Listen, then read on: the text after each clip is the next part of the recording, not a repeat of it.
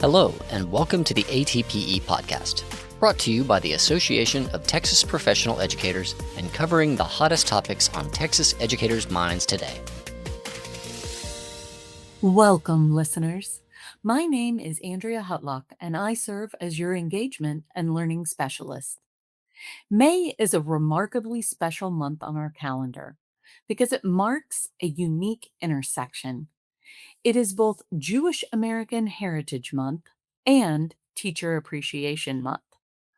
In this two-part podcast, I'm going to speak with two educators passionate about guiding students and teachers through a complex history. Today, I am sitting down with our first guest, Elizabeth SoRelle. Welcome, Elizabeth. Well, thank you. Thank you so much for having me. Well, I invited you here today because I wanted you to really share with our members some of your experience with Holocaust education. Tell me a little bit more about your background as well as how you became interested in this topic. Wow. Well, I've been a classroom teacher for a very long time. Let's see, I think 23 years in the classroom full time and then 6 or so years part time. I come from a long line of teachers, mothers, grandmother. My sister's a teacher, my daughter's a teacher. So my heart is always in the classroom with the classroom teacher. Let me just say, I worked out in West Texas. I moved to Austin in January with my new role. But before that, I was in San Angelo and a little town outside of San Angelo called Wall, Texas. But you wanted to know about my interest in Holocaust education and how that got started. So let me back up and tell you about that. So, growing up, we never learned about Holocaust in school. It was never a subject that we talked about. But my parents, one year we went to Holland on, my dad was on sabbatical for 6 months. And before we left, they went to the bookstore, which was a thing back then, and bought actual physical books. One of the books that they bought was Diary of Anne Frank. So we all read the book, and then we went to visit her house in Amsterdam when we were living overseas.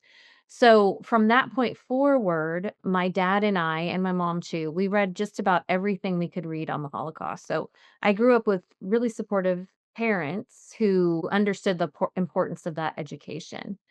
When I became a teacher, I didn't start teaching the Holocaust really until I moved to Wall. I taught 8th grade English, and it just so happened that my fabulous coworker already had a unit on the Holocaust. So that was really when I was like, oh, this is great. I get to finally teach this subject.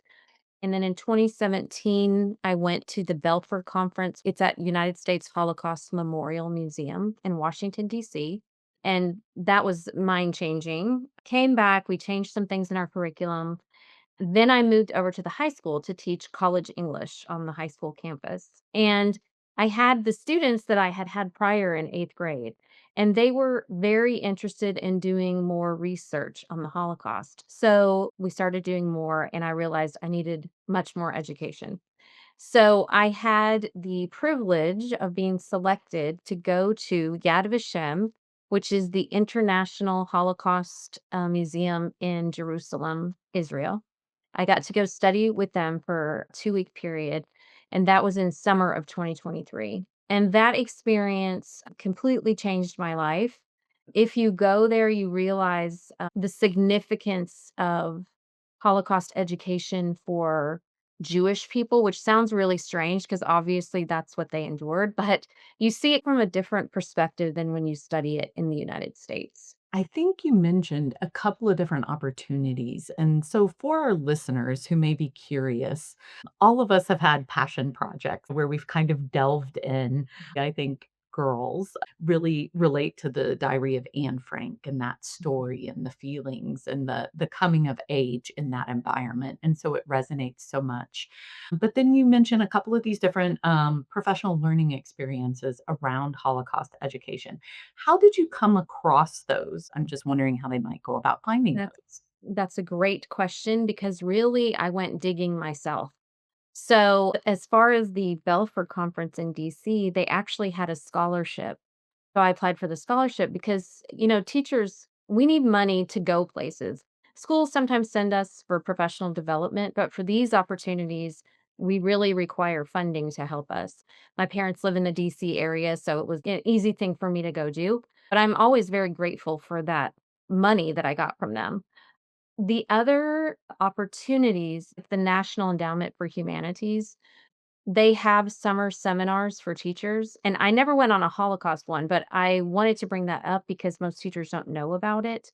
And I did get to study Gettysburg, the Battle of Gettysburg on the battlefield. So that's another opportunity. But once I started realizing that these things existed, I looked for other things. And so Echoes and Reflections, they are a big Holocaust organization.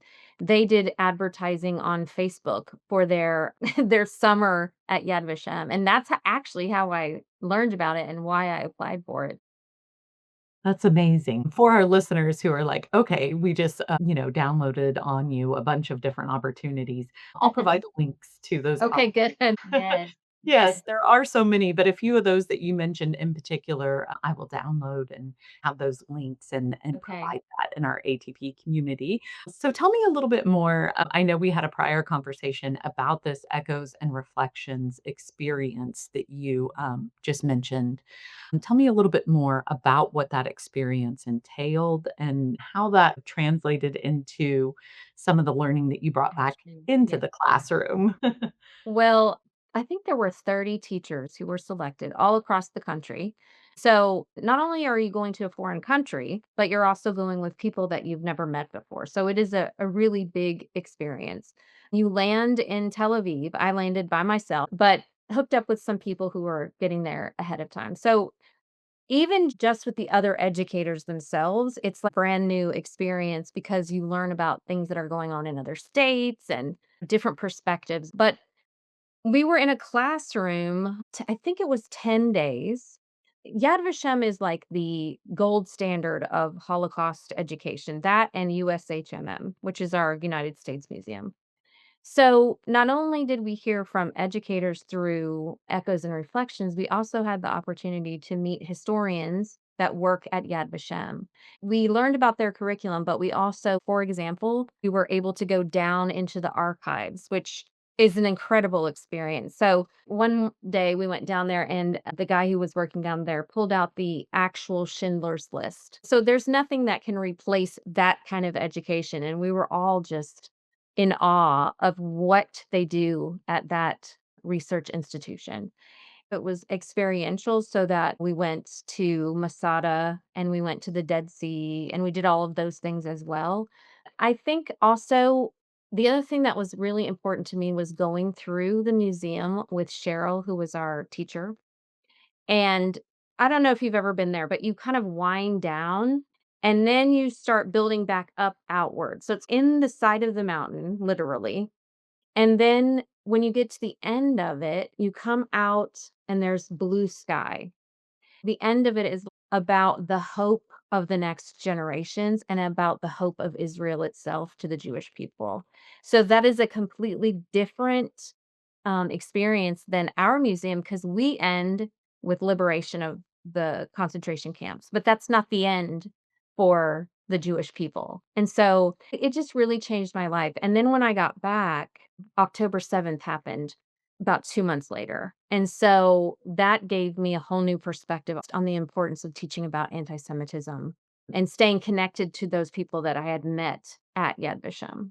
I think the power behind transformative experiences that allow you to travel, have this experiential learning. So many of us as educators are lifelong learners, right? And we have our own passions and interests. And so I think it is important to know that in this climate, using or leveraging scholarships or grant opportunities from your school district to advocate to go and be a representative that brings this type of perspective and experiential learning back to your district or campus can be so powerful for you and also for all the students that are served by that district. Yes. So tell me a little bit about that Okay, this is a area. great story.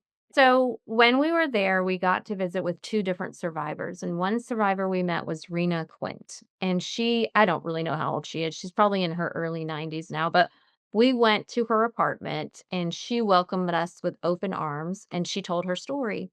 Well, it just so happens that she had also written a book. Because I was teaching a college class, I knew that I could use this book in my classroom. And so she was so generous. I gave her a list of names and I said, I want you to inscribe each book directly to the student. I bought copies for all of my students and she wrote them a little note. And then I realized I had to buy another suitcase because I had to get these back to Texas.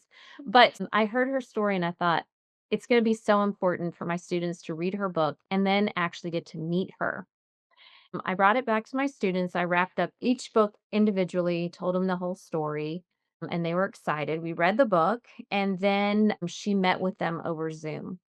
By itself, that was a wonderful experience. However, Yad Vashem also had a contest happening that year.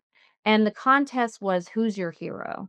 And so the kids were brainstorming, we need to make this about Rena Flint. And so I said, everybody go home and think about what kind of project you want to create. So, and this project came from a boy. So I just love this story. So he came back and he said, I think we need to make a coat.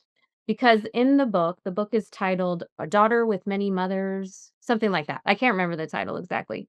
But she had lost her mother early on, and she was under the care of different women throughout the entire book. So there were many, many mothers. And this is a story for quite a few people, but that's her story. And so one of the mothers gave her a coat, and the coat was life-saving because it was freezing temperatures. And so she talks about the coat in the book. So this boy said, "Okay, we need to make a coat." And the girls all said, "How on earth are we gonna make a coat?" So they didn't actually make the coat. They went on a field trip and selected a coat with that they could put patches on. And on that coat, they put different symbols on the novel. So she had like 3 different names in the book. They put all the names on there. They put, the importance of family and anything that symbolized something important to her, they put on the coat as a patch. And they made these patches themselves. And so boys and girls designed them and then actually sewed them onto the coat themselves. And so we entered that in the Yad Vashem contest and my students placed, they selected, I think, 5 winners from around the world. We were the US winner, the only school in the US, and we got to go to the ceremony. And so the ceremony was on Zoom, but it was so life-changing to my students because they said, "Miss SoRelle, they were all speaking different languages."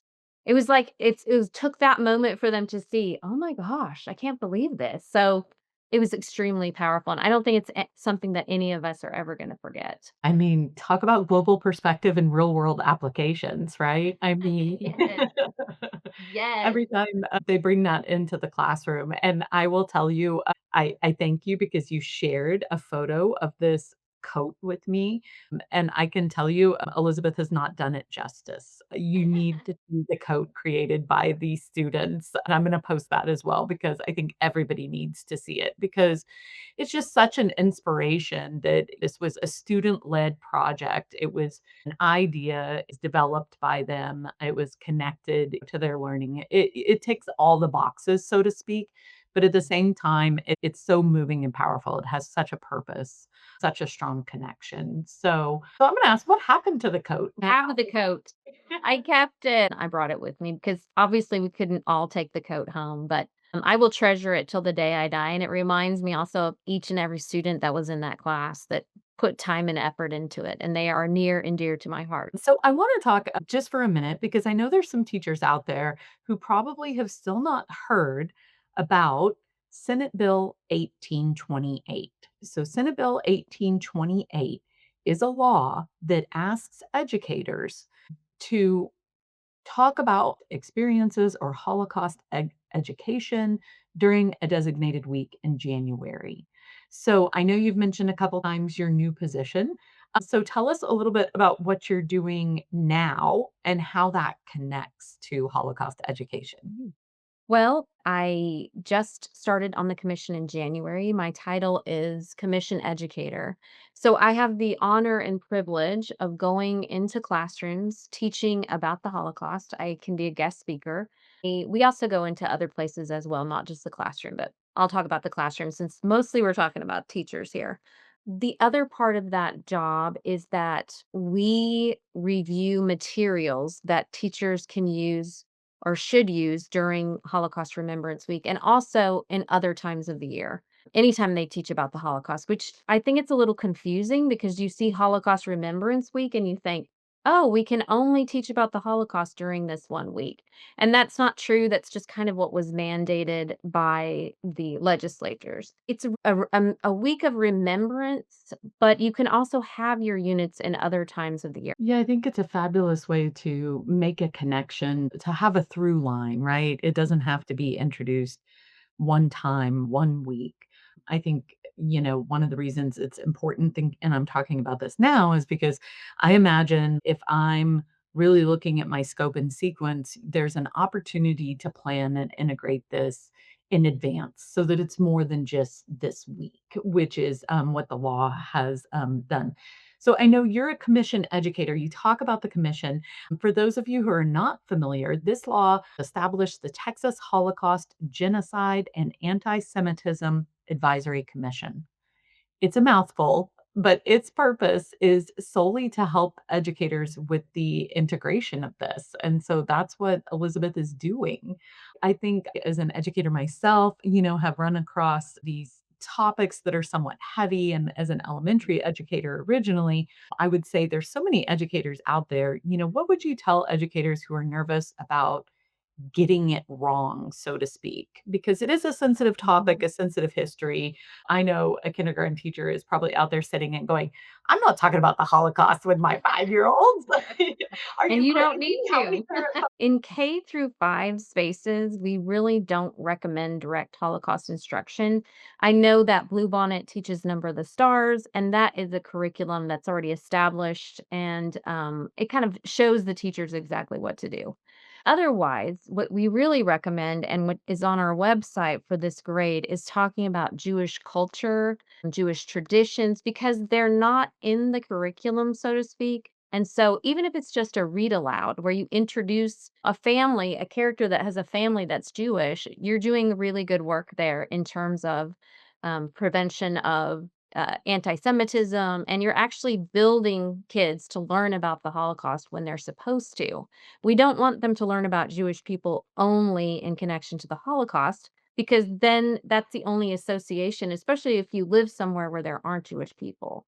So I think K through 5 has a really important role, but it's not to give them the nuts and bolts of the Holocaust, for sure. For those of you who are not familiar, I highly suggest you go explore this website and also the course in our professional learning portal, where Elizabeth is bringing to you a breakdown of all the professional learning and opportunities provided through the Holocaust, Genocide, and Anti-Semitism Advisory Commission.